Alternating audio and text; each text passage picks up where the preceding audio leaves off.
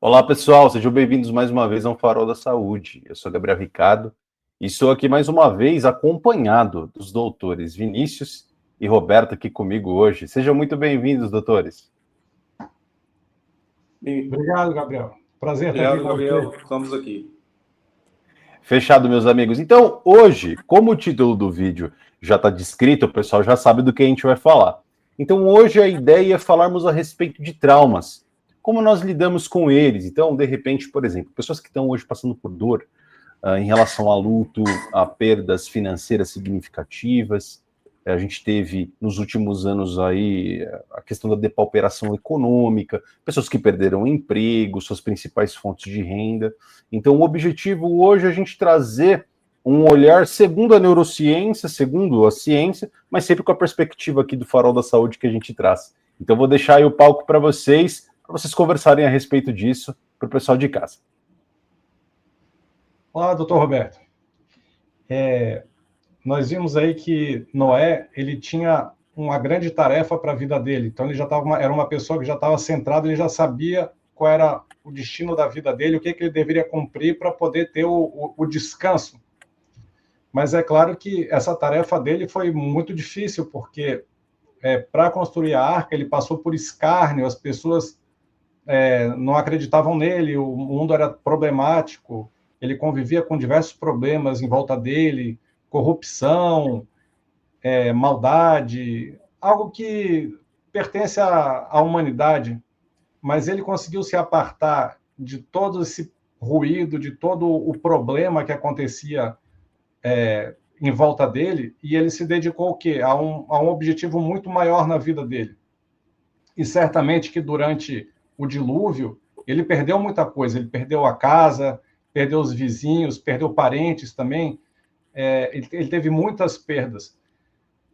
Como é que fica, assim, dentro da psiquiatria, na tua área, como é que tu vês o comportamento sobre depressão, o estresse pós-traumático, como é que as pessoas se recuperam depois de um evento muito traumático, e se elas têm uma preparação melhor, se elas têm um objetivo maior no futuro, uma coisa além do futuro terreno, eles têm um objetivo mais transcendental.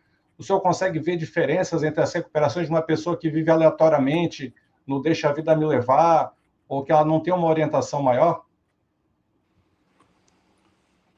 Pois não, doutor Vinícius, sim, a gente observa, né, que aliado à prescrição de medicamentos, muitas vezes em situação de estresse pós-traumático, ou mesmo num quadro de depressão moderada grave, que a gente tem que prescrever alguma medicação, se não for aliado a esse tipo de hábitos, né, da disciplina espiritual, muitas vezes para alguns pacientes que pensam mais, de forma mais transcendente, mas para aqueles que também não pensam assim, o exercício da disciplina, do respeito aos ciclos, né, o ciclo circadiano principalmente, o fato de acordar cedo, a prática de atividade de física regular, a boa alimentação, o não consumo de produtos alimentícios ultraprocessados, todas essas medidas, né, aliado a uma assertividade melhor, que é típica de quem tem saúde pré-frontal, ou quem almeja saúde pré-frontal também. Às vezes a pessoa naquele momento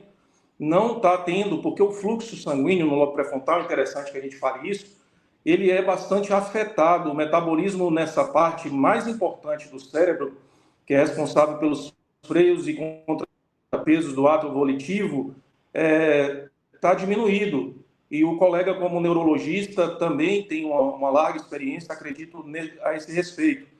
Então, a gente observa que o exercício dessas práticas faz com que a saúde dessa estrutura cerebral tão importante venha a melhorar. E a gente tem observado também, e por meio da terapia cognitivo-comportamental, que a mudança de atitude interfere na saúde mental da pessoa.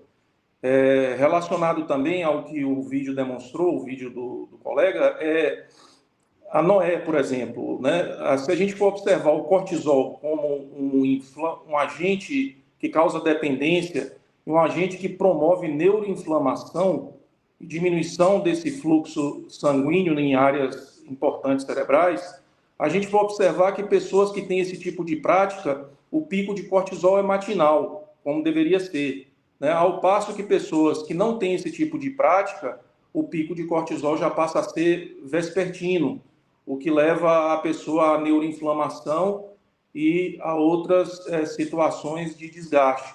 A gente observa que em depressões leves, a gente nem prescreve medicamentos. Então, o tratamento é feito por meio de psicoterapia e também dessa mudança de hábitos de vida que são tão importantes para a melhora do indivíduo.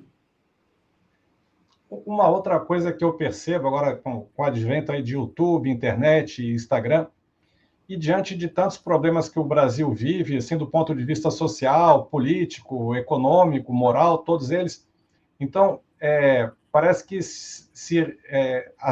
ficou mais elevado o nível de reclamação. Então, como as pessoas elas estão muito acostumadas a querer se excluir do problema, não, isso aí é o problema do brasileiro, eu sou diferente, eu sou superior. É claro que a pessoa percebe o problema, mas ela não está se incluindo no problema, ela quer se... Lógico, é uma tendência nossa de nos esquivarmos, não, isso aqui não é comigo, não, isso aqui é com eles. Então, você começa a reclamar e criticar e apontar os erros do país ou das outras pessoas, seja lá quem for, se for político, ou se for um colega de trabalho, ou um vizinho, você fica vendo os comportamentos errados das pessoas. Então, a pessoa vai se habituando naquele processo de reclamar. E eu fico imaginando, se Noé não tivesse ocupado em fazer o papel dele, tivesse em reclamar, provavelmente ele não teria conseguido fazer o trabalho dele de montar a arca. Então, eu vejo dentro das pessoas, dos grupos e de pessoas que querem melhorar, elas ainda acabam se mantendo nesse comportamento de reclamação. E como foi demonstrado aí, isso eleva o cortisol e vai atrofiando essas áreas do autocontrole, que é o córtex pré-frontal, que é relacionado, inclusive, com depressão, com outros transtornos. Como é que o senhor vê esse comportamento dos pacientes? Às vezes, quando ele chega, os que conseguem superar uma doença dessa, eles conseguem excluir isso da vida deles, esse comportamento de reclamar e ficar apontando o defeito alheio? Sim, a gente observa que quem passa por situações de dificuldade, agentes estressores, que são aliados à parte genética e à parte epigenética, a expressão de fenótipos que não seriam expressados em ocasiões diferentes, evidentemente que os pacientes que têm, né, uma maior resiliência são pacientes que, diante de situações como essa, tomam atitudes, né, são mais assertivos, reclamam menos, são pacientes que encaram e que elaboram projetos e planos e principalmente que têm uma visão transcendente do agora, do aqui e agora. Eu achei muito interessante em um dos vídeos foi a questão do adiar gratificação. Então, muitas vezes a gente observa, principalmente em pacientes que têm transtornos de personalidade do cluster B, que esses pacientes são incapazes de adiar gratificação. Isso é um problema, porque quando a gente tem essa incapacidade, a gente tende a reclamar mais mesmo, e a fazer menos. Então, é um fato, doutor Vinícius, a situação clinicamente, que a gente observa, pelo menos em minha casuística, é que os pacientes que reclamam menos e que agem mais, assim como Noel fez, né, nesse intervalo de 120 anos que Deus o concedeu para a construção da arca, certamente ele e sua família apenas, né? Seis homens, eram 8 pessoas, 4 homens, né? Ele e os 3 filhos certamente se esmeraram e se gastaram na construção dessa arca. A gente observa que pessoas assertivas são realmente capazes de superar os obstáculos mais rapidamente e de forma melhor. A impressão que dá é que tem pessoas que já têm essa habilidade naturalmente já agraciadas, né? Tem pessoas que já têm essa habilidade, mas isso aí é estático ou isso pode ser mudado com as terapias ou com o autoentendimento, com o autoestudo ou com uma boa orientação? É isso. A questão poligênica envolvida nisso aí. Então, é alvo ainda de muito estudo, há muita teoria, nesse campo, né, de o que daria essa maior capacidade à pessoa de resiliência. Assim, do ponto de vista espiritual, a gente observa que, por exemplo, eu vou citar aqui o exemplo de José. José, quando ele foi lançado naquele poço pelos irmãos, né, ao invés de murmurar, de reclamar, quando ele foi para a casa de Potifar, aquele oficial egípcio, né, e ele sofreu inúmeras situações de assédio por parte da mulher de Potifar, a gente, ao invés de observar Noé murmurando quando ele foi conduzido ao cárcere, era o contrário. A gente observava que José tinha uma atitude muito mais assertiva, de planejamento. A gente acredita que isso é um dom gratuito de Deus, né? Nós cristãos acreditamos nisso, que é um dom gratuito de Deus. Mas, em relação à ciência puramente, eu acredito que seja, né, os estudos demonstram, ainda está em muita teoria, como eu falei, mas é um conjunto de coisas, fatores genéticos com fatores ambientais. Então, pessoas que têm uma predisposição genética, né, alguns genes que são elencados nessa incapacidade que a pessoa tem de resistir, né, eles são ativados por fatores ambientais, e aí a expressão de um fenótipo típico dessas pessoas. Então, a teoria mais aceita seria essa, né? A reavaliação cognitiva seria a pessoa diante de uma dificuldade extrema. Por exemplo, José foi preso, foi largado pelos irmãos, vendido como escravo, mas ele reavaliou aquilo como algo positivo, ou como até algo maior, que Deus havia preparado aquilo porque ele tinha uma jornada muito maior do que aquilo. Mas ele não tinha noção alguma do que aconteceria no futuro. Porém, ele conseguiu reavaliar cognitivamente. Então, as terapias que levam a essa reavaliação cognitiva, como as dificuldades, as perdas, o entorno rude, difícil, a pessoa se tomar isso como um impulso, uma alavanca para conseguir se posicionar melhor no futuro, essa dificuldade toda, essa obra, essa construção, ela tende a fazer com que ele tenha essa resiliência no final das contas e fortaleça o córtex pré-frontal, o que seria uma grande graça, uma grande oportunidade. Cada aparente adversidade seria uma oportunidade dentro da avaliação cognitiva. O autocontrole diário, então, seria aquilo que falaste sobre manter uns hábitos diários do acordar, do dormir, do comer, da atividade física, o hábito da oração, do silêncio. E, após tudo isso, ao longo da vida, a pessoa vai acumulando adversidades e vitórias, e superações, doenças, perdas, mas que, no final das contas, se ela tiver alguma visão de que tudo isso tem um sentido maior para as gerações futuras, para nossos antepassados, como a honra aos pais, e algo mais transcendente para o além da nossa vida terrena, essas pessoas tendem a ter o córtex pré-frontal muito mais forte, aquele poderoso que consegue fazer coisas incríveis, e eu vejo pessoas que passam por situações incríveis e não reclamam. São pessoas extraordinárias. Então, é lógico que nos nossos passados nós carregamos tudo isso e assim, eu não consigo ver que veio isso tudo pronto, mas o pacote estava aí. Então, são as seleções seriam as nossas escolhas, inclusive de como escolher os pensamentos ou atitudes. E muitas pessoas precisam dessa orientação, porque elas têm uma boa fé, elas têm uma vontade, um desejo, mas estão meio perdidas e desorientadas. Eu creio que essa seja uma oportunidade muito boa para aqueles que nos acompanham aqui, de pegar e aproveitar isso, um pouco do que nós estamos passando aqui. Sim, eu penso assim também, a cognição, né, ela é muito movida pelas nossas atitudes.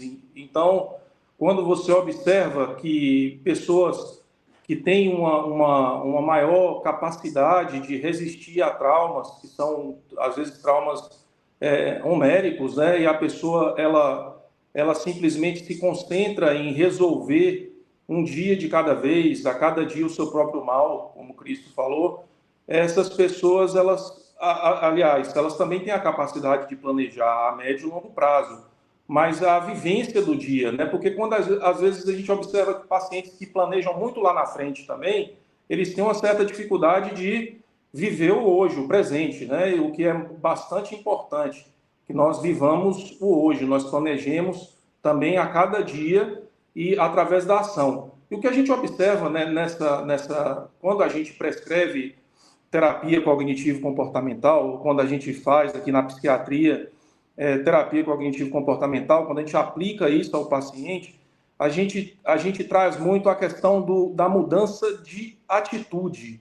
Então, os sentimentos, eles só vão mudar depois que eu conseguir mudar de atitude. Então, a neuroplasticidade está muito ligada a realmente, por mais que eu não queira, por exemplo, eu não quero, eu não consigo, então às vezes o paciente, doutor, mas eu não consigo acordar cedo, eu sou uma pessoa vespertina, eu funciono mais à noite, eu não consigo acordar cedo, eu não consigo viver um dia normal como outras pessoas. Mas assim, eu costumo falar para os pacientes que antes de mudar esse sentimento de não conseguir, de frustração diante dessas situações, a gente precisa, pelo menos por um certo tempo, até que haja neuroplasticidade, né, mudar a atitude. Então, agir de forma assertiva e, com isso, depois vai ser muito mais fácil eu desenvolver um sentimento digamos assim, de contentamento, de alegria com as minhas rotinas de vida. Assim, a disciplina espiritual eu penso. Então, por exemplo, orar, por exemplo, não consigo orar por mais de 30 minutos, não consigo meditar na palavra de Deus por mais de 30 minutos. Quando que eu vou conseguir fazer isso? Né? E às vezes até um aconselhamento pastoral que muitas vezes nós temos que nos dirigir a quem nós estamos discipulando, ou mesmo a um paciente que abre essa brecha, né, para que a gente possa falar um pouco mais a respeito desse tipo de disciplina espiritual. Então, quando eu devo fazer isso? Quando eu devo orar? Como eu vou conseguir orar por mais de 30 minutos? Então, é orar até que. Né? Então, é uma demonstração de que a mudança de hábito leva à mudança cognitiva e à mudança de sentimento. Né? Na neurologia, acredito que o doutor Vinícius estuda muito essa questão de neuroplasticidade. Eu queria que o senhor falasse mais a esse respeito, doutor Vinícius, em relação à neuroplasticidade, como que a neurologia trata hoje essa questão da neuroplasticidade no adulto, né? Antes, acredito, se achava mais que a neuroplasticidade estava mais ligada ao neurodesenvolvimento.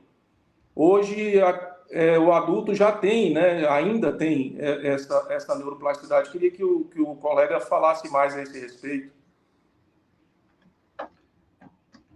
Essa parte da neuroplasticidade é uma parte que está muito em alta, porque é uma coisa muito de ponta. Nós vemos isso muito em tumores cerebrais. A pessoa tem um tumor cerebral que compromete a área da fala, por exemplo. Então, nesses casos, a pessoa tem que fazer uma cirurgia para tirar o tumor. Só que para tirar o tumor, o cirurgião não pode tirar qualquer área do cérebro para não deixar uma sequela pior do que a doença. Então, tem que ter um certo equilíbrio entre o que se pode tirar e o que deve ser preservado. Então, se faz essa cirurgia nos melhores centros com o paciente acordado. Então, é aberto o cérebro, ele fica exposto. E se vai testando com pequenos choques elétricos para ver se a pessoa para de falar, se ela tem alguma dificuldade para compreender, ou seja, se está chegando numa área eloquente, uma área nobre do cérebro. Então, ao chegar nisso, para-se. Então, o cirurgião não corta aquela área. Mas, às vezes, ele necessita tirar uma parte. Então, a pessoa termina a cirurgia com uma parte a menos do cérebro. E ela acorda da cirurgia com uma deficiência, um déficit que não tinha antes. Porém, a neuroplasticidade é o quê? O cérebro ele consegue se remodelar de forma com que aquela perda seja reposta por outras áreas. Então, outras áreas do cérebro começam a atuar naquela área que fora perdida. E essa neuroplasticidade hoje é uma das coisas que mais fascina na área da neurociência, porque uma pessoa sem uma certa habilidade, ela tem o potencial de adquirir uma nova habilidade, ou uma nova forma de pensar. Porque se você tira com uma cirurgia ou com um tumor e consegue repor sem medicamento nenhum, mas simplesmente pela própria natureza, pela própria resistência da pessoa e na sua persistência. Então, é uma coisa encantadora. Eu sou muito entusiasmado com essas mudanças cognitivas que a pessoa vai desenvolvendo, ela tem potencial para isso. Nós fomos programados para isso. Nós começamos de um jeito, mas terminamos a vida de outro. Assim, quando eu faço a edição do vídeo, eu coloco no final alguma coisa que me inspire muito. Então, o que eu procuro me ver? Eu procuro me ver no lugar do meu pai quando ele faleceu. Ele era uma pessoa que tinha uma saúde, uma vivência boa, e ele ficava extremamente feliz, emocionado de ver a família reunida e os descendentes dele reunidos sempre. Então, aquilo era uma felicidade extrema. Ele já pensava isso há muitos anos. Desde que ele casou, ele já tinha isso. Então, isso eu projeto para a minha vida também. Então, essa é a minha projeção final de Noé. De você ter uma obra cumprida. Felizmente, eu tenho uma família, eu tenho filhos. Tem gente que não teve essa vocação, por algum motivo não pôde, mas ela consegue ver alguma coisa no final da vida dela. E nas orações se vê além dessa vida, né? Se vê num outro plano e vê os descendentes dos descendentes. Então, essa é a neuroplasticidade que aproxima o meu eu presente do meu eu futuro ou do mais futuro. Então, é isso que eu faço para mim, tá? São pesquisas que são difíceis de fazer. Isso aí você não tem, eu acho que o método científico não teria muito como abordar esse tipo de situação. Mas como nós vemos que a sabedoria bíblica, a sabedoria dos nossos antepassados, dos nossos patriarcas, ela sempre dá certo passando, vaiando, e isso acaba sendo demonstrado ou por observação empírica, ou por método científico, ou por novos métodos científicos que serão, novos aparelhos, novas tecnologias, vão acabar demonstrando isso daí. Então, essa fé eu tenho, essa confiança eu tenho. Então, é isso que eu venho propondo para as pessoas, sempre que possível. Sim.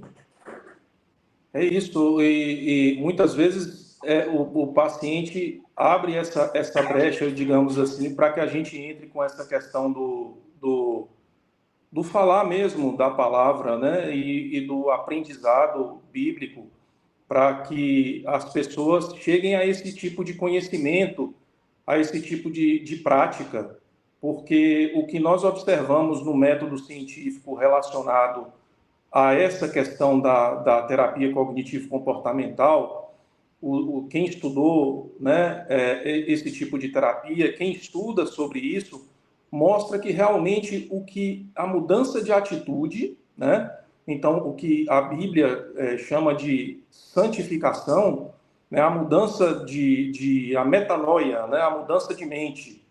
Quando isso ocorre na pessoa, por meio da prática, muitas vezes eu não quero fazer tal coisa, não é da minha natureza fazer tal coisa, mas quando eu insisto na prática disso, eu consigo alcançar isso como prática cotidiana. Isso, eu acredito que esteja relacionado também a essa neuroplasticidade, ao fortalecimento dessas vias córtico-límbicas, dessas vias inibitórias, do córtex pré-frontal, principalmente aquela questão do córtex órbito-frontal, né? Que a gente observa em Deuteronômio, que vai, tu a atarás como frontal entre os olhos. Então, é uma questão muito interessante que você observa na sabedoria bíblica, né? Que justamente o Senhor se referindo a essa área cerebral importante, né? Que não é só aquela questão de colocar um trecho da Torá aqui, como muitas vezes o judeu ortodoxo, e nós respeitamos essa prática, né? Não é uma crítica, mas a questão mesmo do Senhor estar se referindo a essa área mais nobre do cérebro, ao fortalecimento dessas vias córtico-límbicas e outras vias neurológicas aí que a circuitaria cerebral, que muitas vezes em situações de estresse, em situações de doença, elas estão afetadas. Eu acredito que depois de uma vida bem vivida nessas práticas, a pessoa vai ter a recompensa, o Noah, que é o descanso, o sossego. Então, eu agradeço a tua presença aqui, doutor Roberto, agradeço o Gabriel, agradeço todos os ouvintes, Peço que deem o like, não se esqueçam de dar o like, compartilhar com as outras pessoas esse vídeo. É uma série de vídeos, nós primeiro começamos com um vídeo demonstrativo, curto, e quem gostou e tem um interesse e quer crescer e quer enriquecer espiritualmente, tem essa oportunidade, uma oportunidade maravilhosa, então peço que acompanhe, se inscreva no canal e ficamos por aqui hoje e nós vamos para o próximo episódio, então. Um grande abraço a todos. Um abraço. Gostaria também de agradecer a oportunidade de estarmos aqui falando ao Gabriel e ao Dr. Vinícius, né? Estamos começando, né, a apresentar essa série e espero que todos curtam e também compartilhem esse vídeo.